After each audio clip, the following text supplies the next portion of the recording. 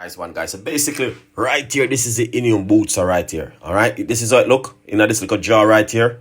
You know what inside of it? It's got some lemon, ginger, garlic, apple cider vinegar. All right. Yeah, man. Everything inside.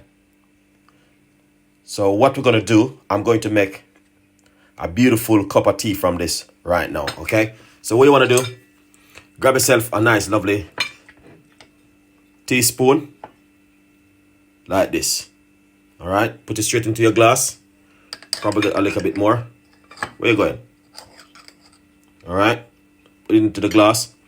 And what you want to do, pour some hot water on it. Don't add any honey or any sweetener to it. And just drink it naturally like this.